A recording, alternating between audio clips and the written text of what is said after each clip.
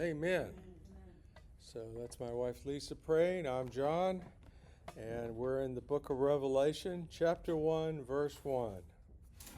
If you have a Bible, or if you have the digital Bible, Tony is already on it. He's on the exact place in his digital Bible. I remember years ago you used to have to get a special little dedicated device. You know, they were selling the Bible device, you know, kind of like an iPod, but it was all by itself and it would go through the Bible. Now with phones, you have everything into one device, which is a trend that's going to continue.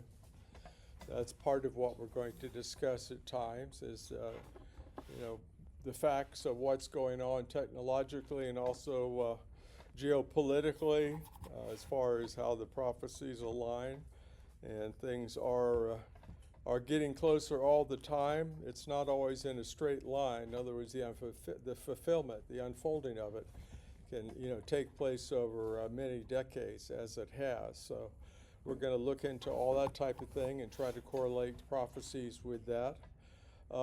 This is an interesting piece I'd like to open up with, and that's the doomsday clock.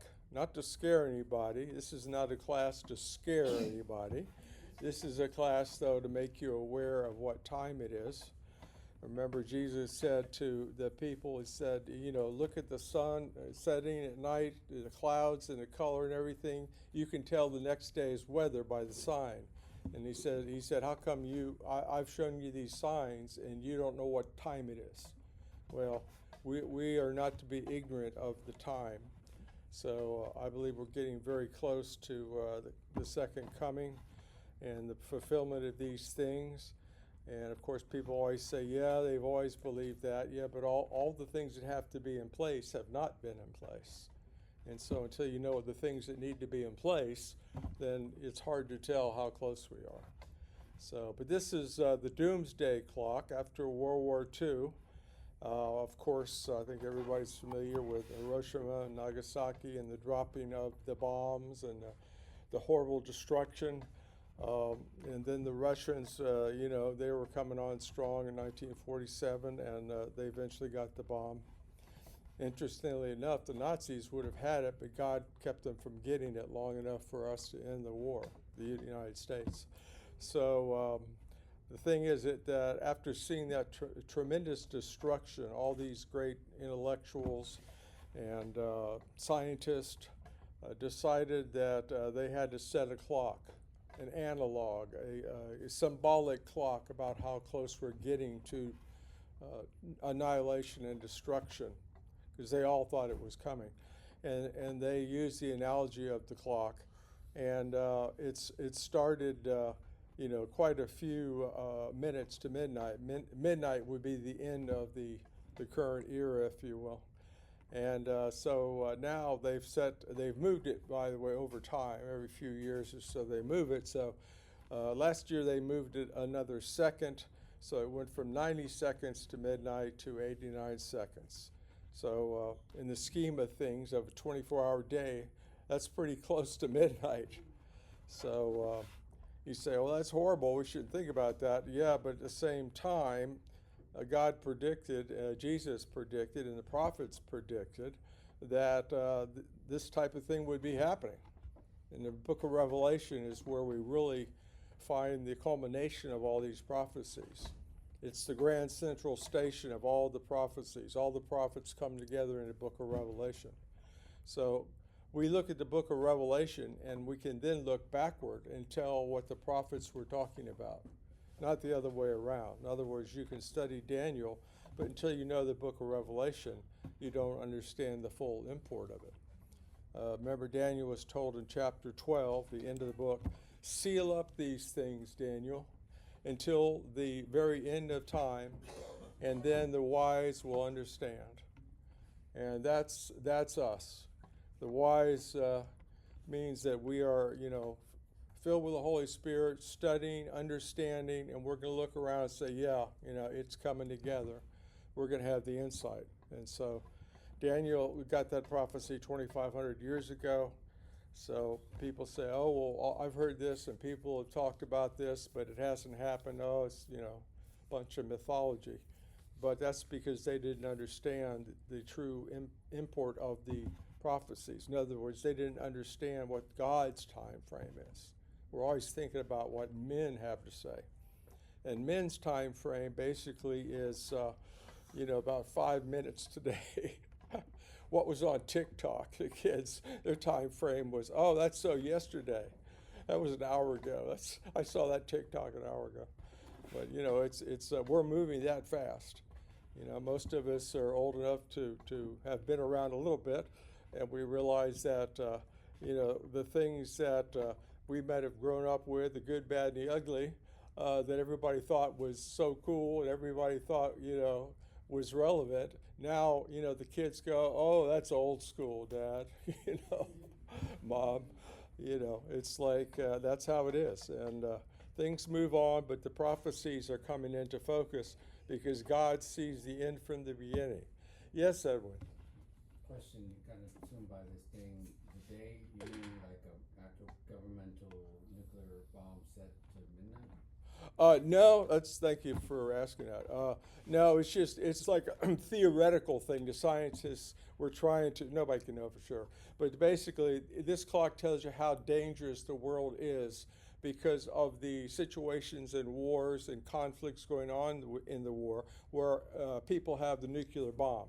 The more countries that have the nuclear bomb, then the clock gets closer and closer because it's just an odds game, I guess. Symbolic clock of everything that's going on. Yeah, to let us know. I mean, they can't know exactly, but they're trying to send out a warning because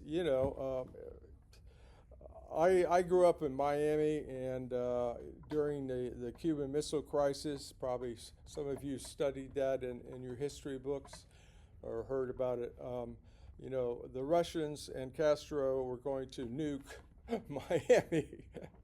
So I remember my mother came, I was just in grade school, my mother came and they said, hurry, she was crying, she was a mess, and she said, hurry, get in the car, it's war, it's war. She took me home. Because the people there, the Anglos, the Cubans, and others, wherever they came from, they were all in the same boat, right? We're all like, okay, Castro and the Russians, they're crazy, and they're going to do this thing, and Kennedy pushed them right to the edge. Well, it was not God's time, so it stopped, so it wasn't time. But then after that, everything went back to normal. The rest of my life growing up in Miami, nobody thought about a war, nuclear war. It was like a one-time thing. And, that's never going to happen. Oh, that was 10, 20, 30 years ago, whatever. So that's the way we are. So I think that's why the scientists made this clock so that, you can get a feel for what the experts think. How close are we to a very dangerous situation? And you never know because like right now in Iran, they're trying to overthrow the Khomeini, the Grand Poobah. And, they are... I don't know. They may be successful. But God knows. I don't know. Iran is a very important part of the end time prophecy. Very important. Persia. And the scripture is called Persia. So just to let you know that I'll try to bring in some things that are happening now. So this thing could blow over, or the United States could try to replace them. It doesn't matter because God knows, and God knows that eventually Iran is going to come down and attack Israel. That's the prophecy of Ezekiel 38, and I touch on that too. So, you see the players have to come into position. And in the prophecy, we know who the players are. So I also go into that. It's not all revelation. Like you all were saying, you have to maybe know a little Daniel, a little Ezekiel, a little of this prophet or that to understand Revelation, because they predicted these things, and Revelation, I believe, correlates them. So we see the full picture in Revelation. We just see through a glass darkly on these older prophecies. So anyway, that's just by way of introduction. I hope that whetted your appetite for a little more prophecy. Okay. Where's that pastor? Get him back in here. All right. Okay, so hopefully I won't put you to sleep. The word's exciting, but sometimes I know we have a tendency to drift off, so I'll try not to drone on too long. We have verse 1 and chapter 1 coming up, just we're getting to the word, but I wanted to also set a little up front here. I'm going to try to make it short as possible. John wrote the book of Revelation. He probably didn't write it personally with his handwriting. The history says that he had an amanuensis, somebody who he dictated to, a secretary, right? And this person, probably a guy, wrote it down. And so, but what he wrote down was what he saw. He saw a vision just like he was there, and it was written down and circulated. He's the last living apostle. I use that word with a big A, right? I mean, there was the original 12. Judas was killed, and then we had the 11. John was the oldest at this time and the only one alive. So he was the only one at this point, and in fact, he never was martyred. Every one of them were martyred. That word just means witness, but it means they gave their life for witnessing. And you can read that in a very old book, a very good book, Fox's Book of Martyrs. It shows how each of the apostles ended their life in the testimony of Christ. And in this case, John was at a particular place, and he was on the Isle of Patmos for his witness and leading position in the church. In other words, he was the only apostle left, and he was the most influential and important one. Paul was before that, probably, I'm sure, the most influential. But John, who was the youngest of all of them, by the way, he lived to be well into his late 80s and 90s. And when he was probably about 90 years old, 96 AD, he received this vision from an angel, a messenger. He was on the island of Patmos because he was exiled. And the rest of them were killed in various ways. Paul had his head chopped off, as we know. Peter was crucified upside down, and it goes on and on. But John was never successfully executed. I say that because Tertullian, who was one of the early church fathers, he was up in North Africa on the western side up there. He records that John was plunged into boiling oil in Rome and miraculously survived unharmed. So the emperor banished him to Patmos. In other words, the emperors were really afraid of Christians. Even though they were the most powerful people in the world, they also understood there were gods. If not, they didn't receive, our God is the God, but they understood, and were afraid of spiritual powers. And so they viewed these Christian leaders as powerful people spiritually. And so when he saw that he couldn't kill John, he didn't try it again. So basically it's like, okay, I tried to kill John. I don't know if there is a God, but it looks like that God kept him alive. I better not mess with that God because there's nobody I know who can do that, So he then said, okay, if I can't kill him, I'm going to put him somewhere and nobody will ever hear from him again in the history of the world. And of course, on this island is where he ended up writing the last book of the Bible, and probably one of the best known, if not the best known books of the Bible. I mean, even unbelievers quote from Revelation, especially making movies about 666 or whatever. Everybody and his brother out there knows what that is. So they might not know the Gospels, but they know that. So the whole idea here is John is a very old man. He's banished to this island. It's basically a desert island. There's not much there. Has to forage for food. And he was given this book. And the book is the Revelation is the Apocalypse. Okay, that's another name for it, and a name in the Greek that is what it is. And it's apocalypsis. We've morphed it into English to be apocalypse. And even the world uses that loosely as a term, the news. Are we on the verge of apocalypse? Talking about Russia and Europe or whatever, or China, They loosely use that term. But the revelation, the actual word apocalypse, is the unveiling of Jesus Christ. So it's like an artwork on display. In other words, you've probably seen, if you haven't been in a situation where, maybe on TV or a movie, where there's an artist, it's about an artist, and he has a statue. And so he's having a showing. And so they put this cloth over the statue until, everybody is there. It's the great moment, and he unveils it. That is apocalypsis, the unveiling. In other words, truly showing you what it is. So now your vision and your understanding is not obscured. You can see precisely what it is. So that's what the revelation is. And by the way, although the Old King James has this as the revelation of John, it's really not. It's the revelation of Jesus Christ, which is the first sentence of the book. And by the way, in the olden times, the first sentence of a book became its title. So the actual title should be the revelation of Jesus Christ. And we're going to see that he sees a vision. It opens up with him seeing a vision of Jesus among 7 golden candlestands. And you got to really appreciate this moment, because John and the other apostles, the last time they saw Jesus was when he ascended from the Mount of Olives in Acts chapter 1. Okay, so they had seen him off and on. They had witnessed him. Thomas had felt him off and on for 40 days.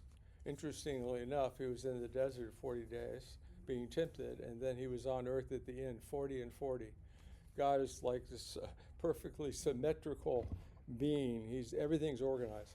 But after that, we had 10 days in which he was gone from the earth physically. They didn't have any visitations. They didn't see him. And then that means John has not seen the Lord Jesus Christ for 60 years, maybe more. So, you say 60 years, okay.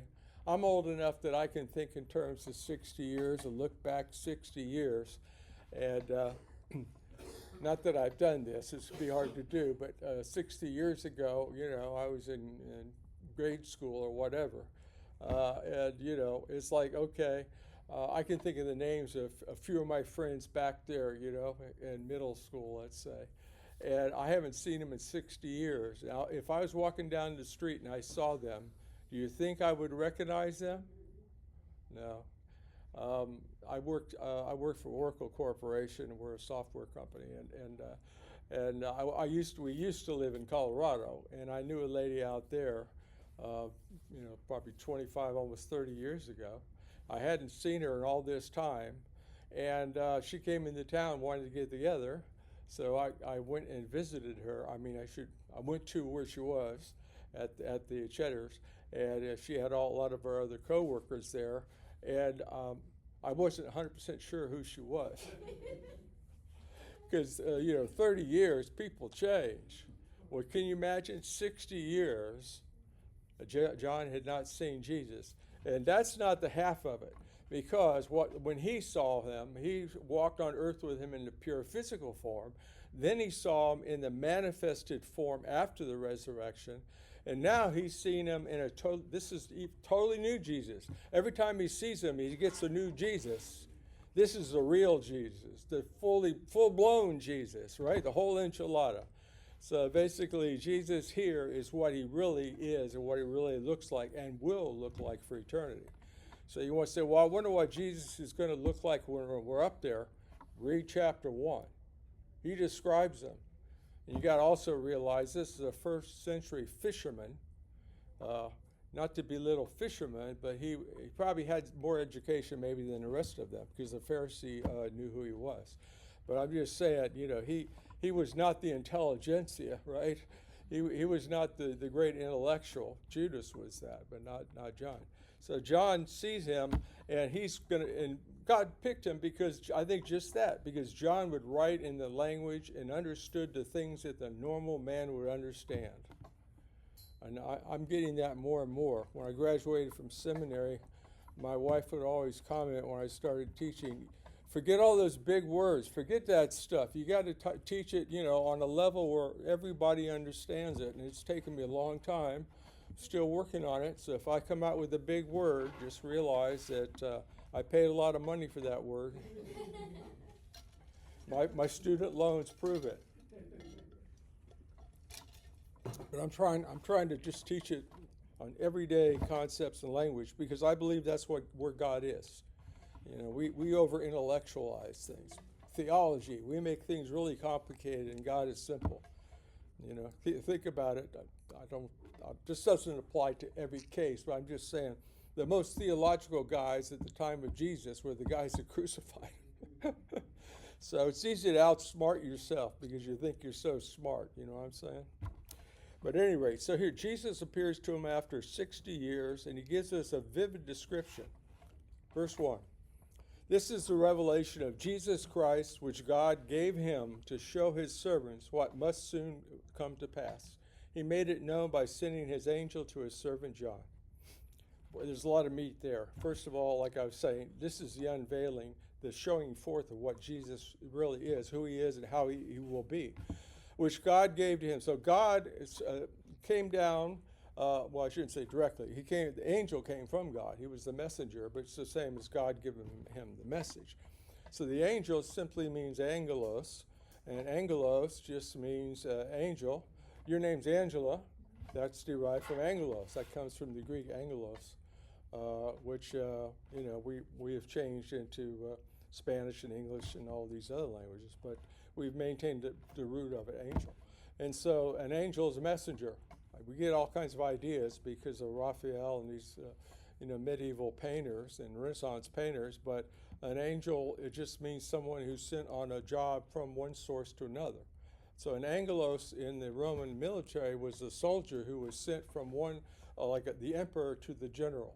He would be given a scroll, that's what they use, rolled up parchment or whatever, and he was saying, okay, this is for General, Flavius Gudimus Gradius.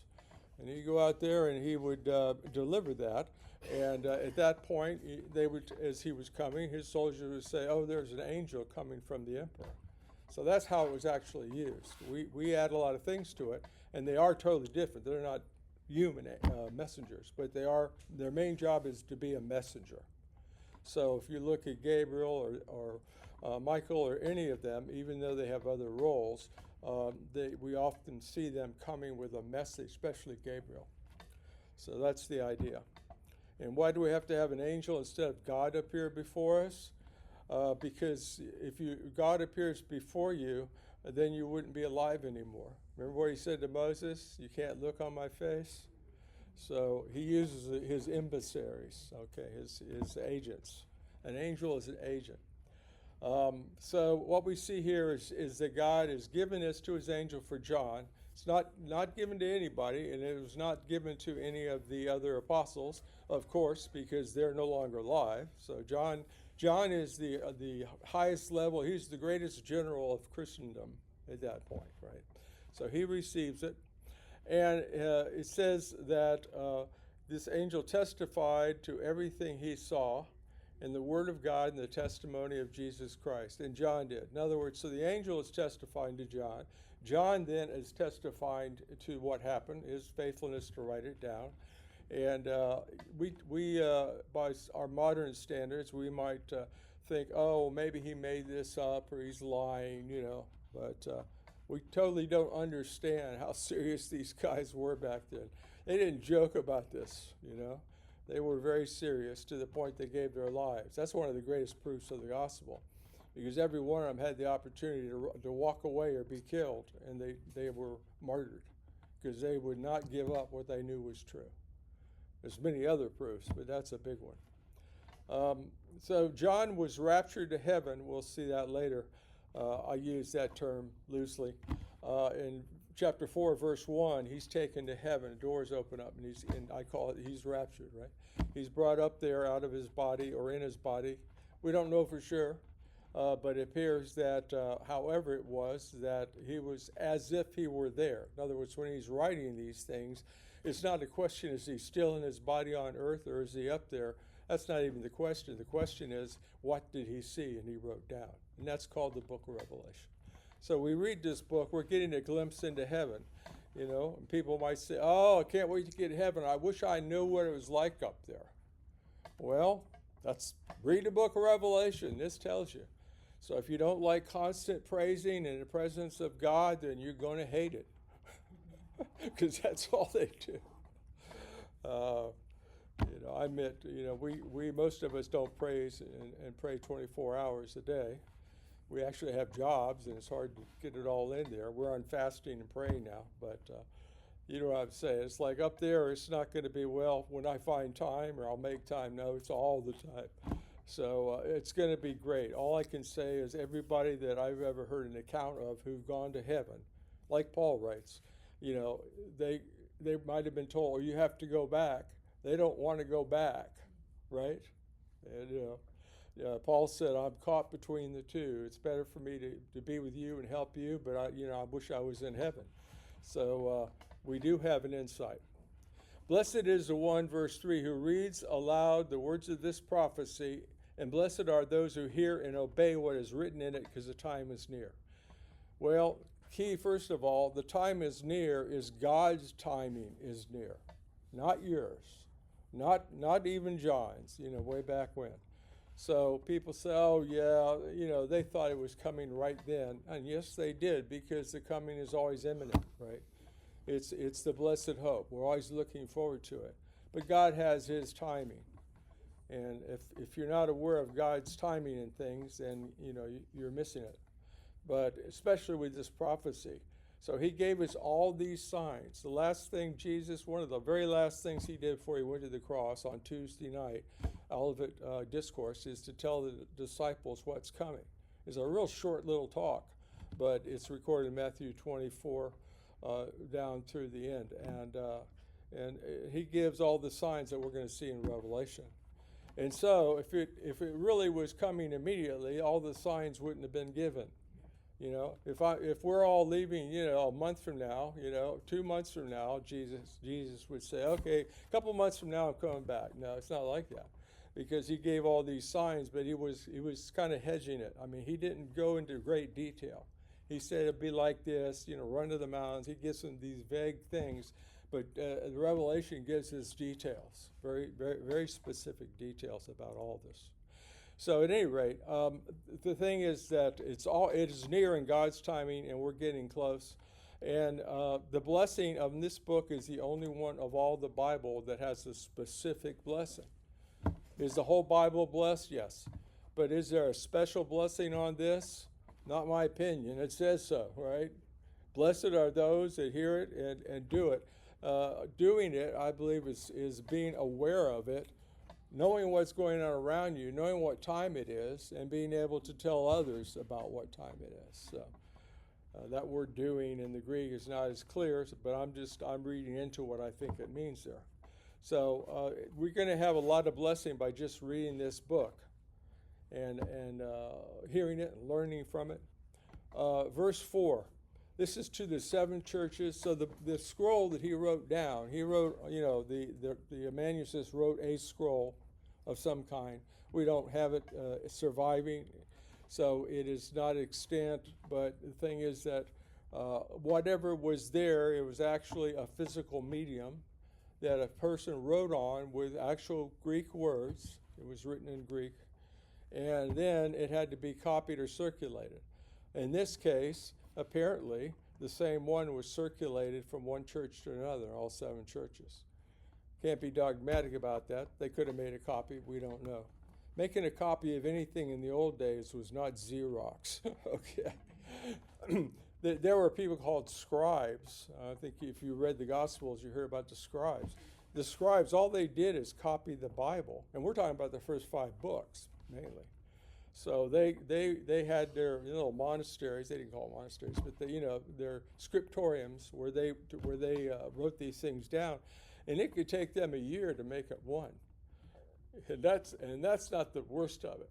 If they made one mistake in that manuscript, they had to burn it and start all over again. Were they serious? Do you think they purposely mistranslated anything? No, they did not. Scholars that say that, I'm sure there were times when mistakes were made, and maybe later on they were caught. But it's a matter of most of that seems to be, if it happened, would have happened after the time of Jesus. In other words, after the Judaistic time. So at any rate, so we know that this is what it says. And by the way, in our century, they found many fragments of many of the books of the Bible, including Revelation. And the biggest find was in Egypt in a trash dump, the Pharaoh's trash dump. It wasn't the Pharaoh's, but you know what I'm saying. It was where they threw their garbage. And in that dump area, they found fragments. I don't know if they found an entirety. I mean, so we're talking 2,000 years, right? So they found fragments of all the books of the Bible. And from that, I shouldn't say they found fragments of the books of the Bible. They do have those. But the main thing is they found the records of the Egyptian merchants who used all these words. And so now, that's how they now know how the Greek words were used. So when they read the Revelation, they have much more knowledge now about what these things meant or should mean than they did even 100 years ago. So we're constantly, discovering things and learning. But this is faithful as he says. So as we continue reading, we see that they are going to, I shouldn't say they, his amanuensis is the one who's free to travel. It's going to go back to the continent about 50 miles offshore. Patmos is an isolated island, and I like to call it the Alcatraz of the Roman Empire. We've been to San Francisco, but if you haven't been there, that's a big attraction. We didn't go over there, but you can see it in the middle of San Francisco Bay, and that's where Al Capone and all these other famous criminals. In fact, there's a movie years ago called Escape from Alcatraz. So it's still kind of a known thing, but it's like a museum now. But the thing is that this island was one of those places where the emperor sent you there, you weren't coming home. Okay, so when he sent John there, he figured that would be the end, remember? I said, okay, you can't beat him, then get rid of him. And lo and behold, he wrote probably the most famous book in the world. It was heard by everybody for thousands of years, and the emperor said it'd never be heard from again. That's God. Okay, so at any rate, as we continue on, grace and peace to you from him who is, who was, and who is to come. Okay, him is Christ. Who is, John is seeing him there. He's here. He's looking at him. Who was, John knew him intimately. He was his favorite. And who is to come? So where do we get the portrait of of his coming? He is to come is in the book of Revelation, particularly chapter 19. So we're going to get there. So he is the firstborn from the dead. Firstborn from the dead, because when he resurrected, he was the first one to be resurrected permanently. In other words, Lazarus came back from the dead, but he died. He wasn't permanently resurrected. And others that Jesus brought back, they died. They were not permanently. They didn't walk around for 1,000 years. That's not how it worked. So he's the first one ever to conquer death. And the scripture and Revelation makes that clear. He conquered death. The rest of them came back to life, but they didn't conquer death. So he's unique. So he's the firstborn of many. And the implication is many. So, we have a firstborn son, but we also have many. Many children. So, it's like that. But it's interesting to note that it makes a statement here that doesn't seem real to people. Ruler of the kings of the earth.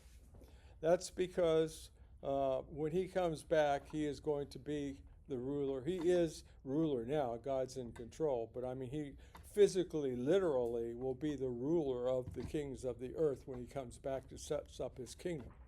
That was the idea. The Jews missed that. They wanted a conquering Messiah like David. And when Jesus didn't do that, then they decided to kill him because he was a false prophet.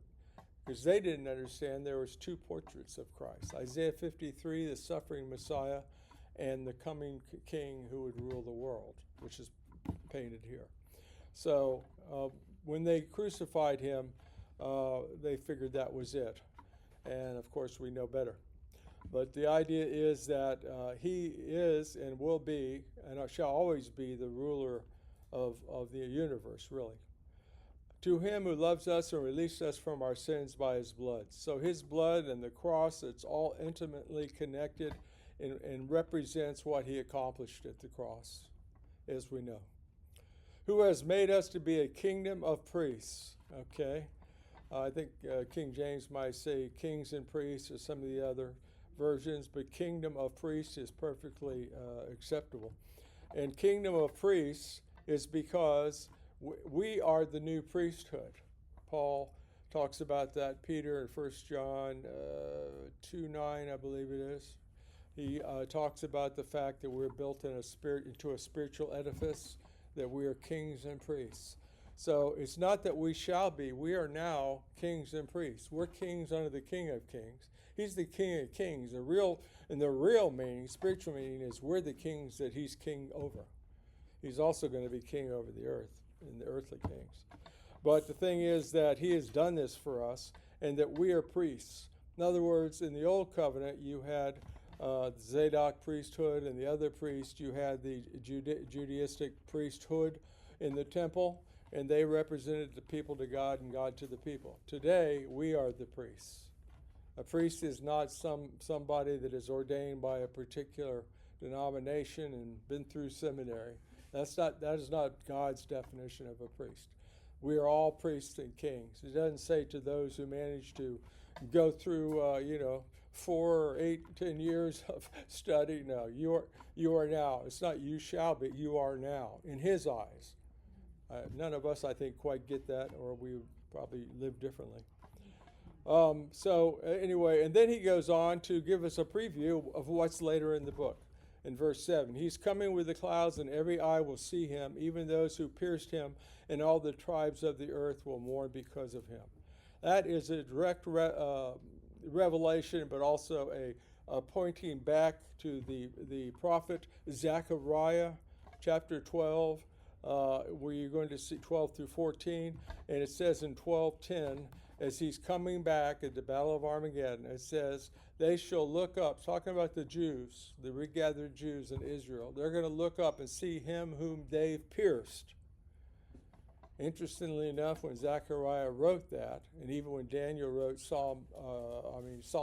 David wrote Psalm 2, talking about the piercing, Romans didn't pierce at that time. There's nobody in the world piercing anybody.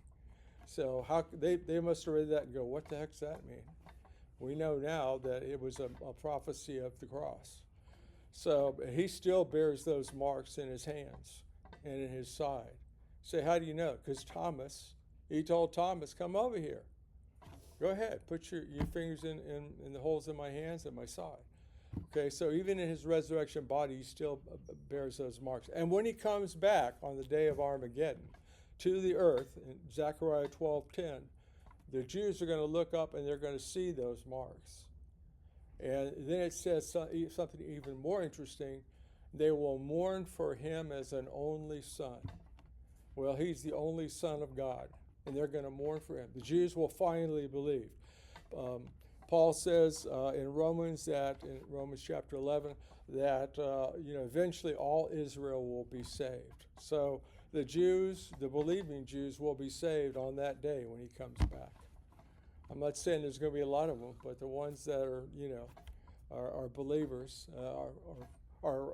their hearts are ready to receive Messiah, will be born again at that time. So, and then it goes on, and it says that I am the Alpha and the Omega, who is, who was, and who is to come. That theme is again, right? We're going to see it, chapter 1, verse 19 coming up. So that theme is there of making it clear that this is the same Jesus who was. This is the same Jesus you're seeing who is. John's seen him. And it's the same Jesus that's coming back. So we don't have 3 different Jesuses. We have three different appearings. The first coming, the revelation to John, which is a heavenly appearing, and then the actual physical coming back, the second coming. So he's the Alpha and the Omega. In other words, beginning and the end. Today we'd say he's the A and the Z. British would say he's the A and the Z. But anyway, so yeah, so that's this Greek talk there. And so we know that he came in the first time, and it's documented, and we know, as John says, a lot. But if the earth was filled with all the books of things he did, it couldn't contain him. That's what John says. The same John who wrote this, by the way. Scholars debate whether this is the same John. I don't see how it could possibly not be the same John, because he's the only one at this time. We know he lived in Ephesus, and we know he was there as a very old man. The only one with the clout, the authority, and the respect to be able to bring this to the churches, and they would listen to him. So that's another way of looking at it. I can go on to history there. You can look that up. But the history of John living in Ephesus is quite interesting. John's vision on Patmos, chapter 1, verse 9 to 12. We probably are not going to get all the way through it as my goal, but we're getting close to the end of it. Oh, by the way, this is all going to be sent out in the Church Center app. My wife mails, and all this is being recorded. Hopefully, Mr. Machine is cooperating, and we have a video. So it's all recorded, plus the slides. The same slides you're watching now, you will receive. So notes are great, but in case you missed something, it's available if you want to brush up and see what we talked about.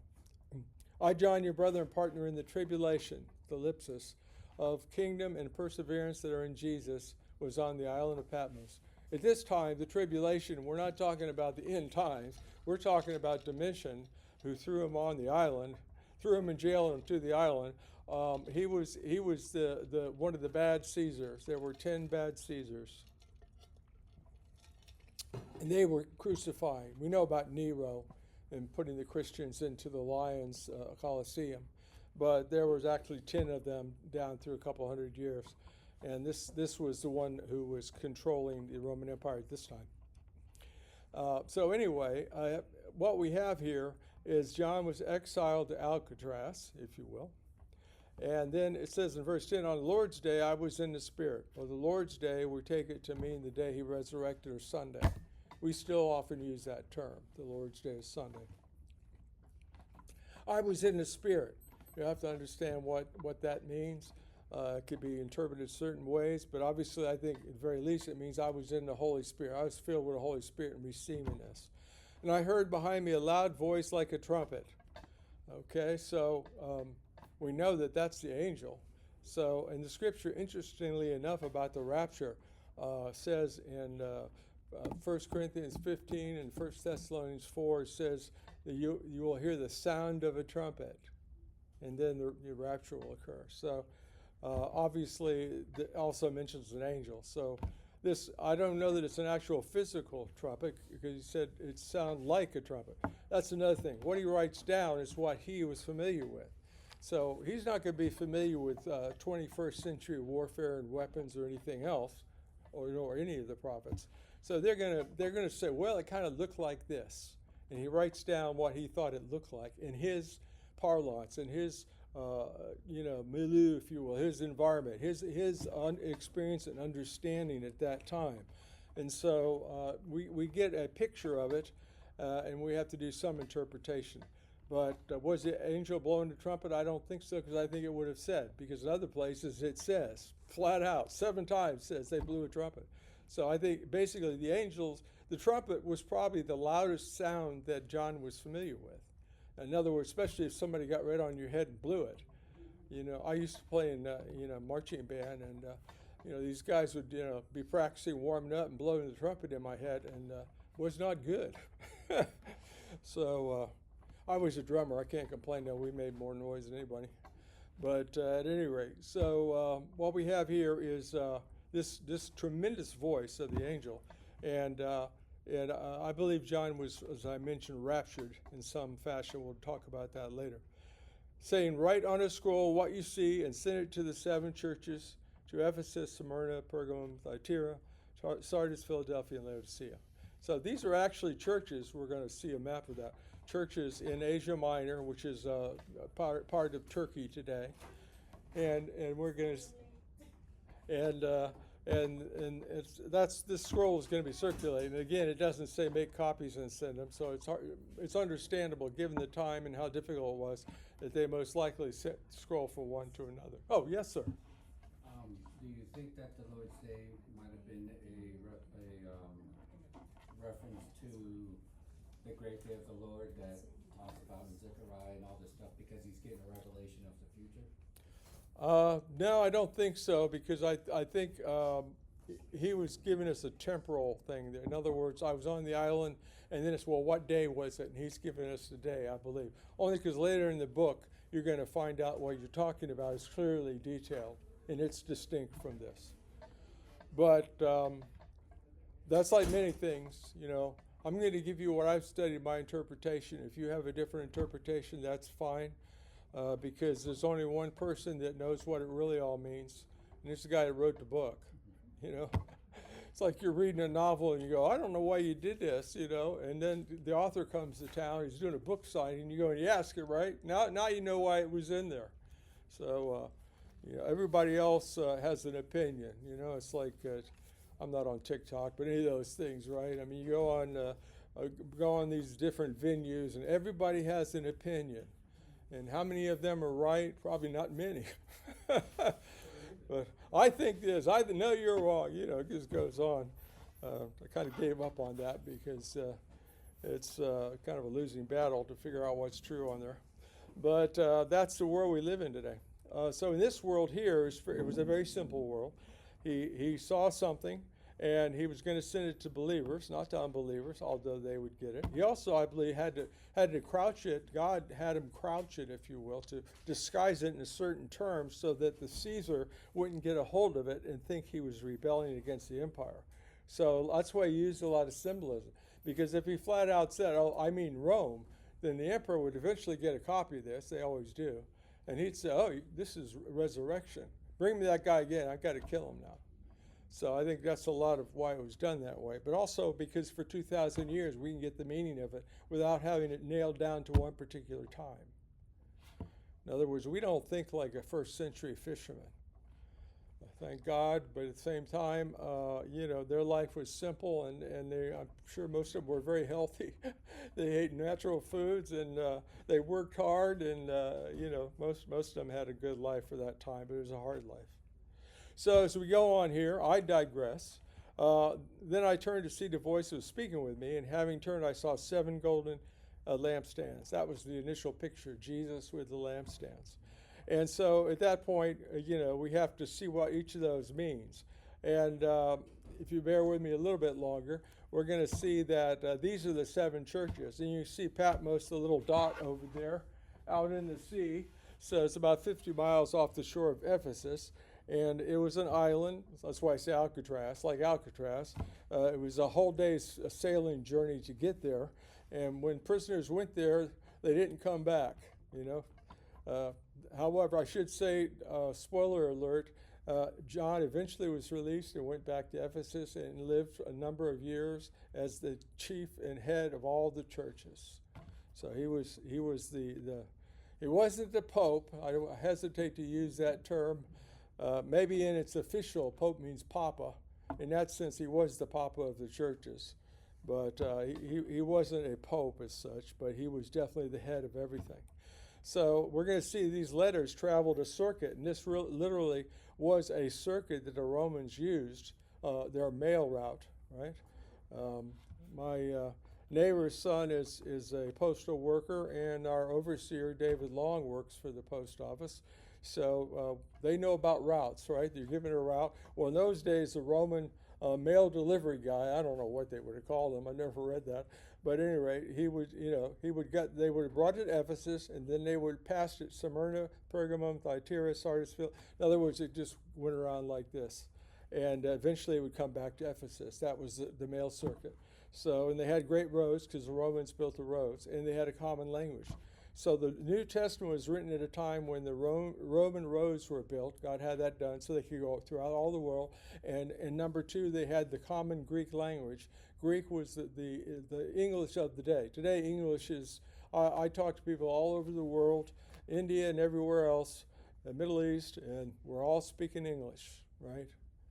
At least I hope that they think they are some of them, but God bless them. They're doing the best they can. But I talk to South America, but I do have, that's one place I do have a translator, especially Brazil, because nobody I work with speaks Portuguese. I went to my friend Roberto one day a couple of years back. I said, man, you know English, you know all this stuff. Would you help me? I can talk to this guy in Brazil. I said, I can't talk to that guy. I said, you kidding me? I said, aren't they the same? Portugal, Spain, they're right next to each other. You guys talk the same language. Oh, no. So I've learned a lot in this job. I've learned that some of the words are similar, but it's not the same. So Roberto could not talk to whatever. A lot of the names in Brazil sound like Spanish names to me. But at any rate, so but I digress. I'm just saying that was the key. The roads to get a message out in a common language they can all communicate with. So we're going to go on and we're going to see the vision of Christ in chapter 1, 13 through 16, 17 through the rest. And I will pick that up next week. And I believe we're going to then head on to chapter 2. We should make it into chapter 2. And you're going to have all this. If you want to look at and refresh and look at the future, it's coming next week. That would be great. So, honey, would you go ahead and close us in prayer?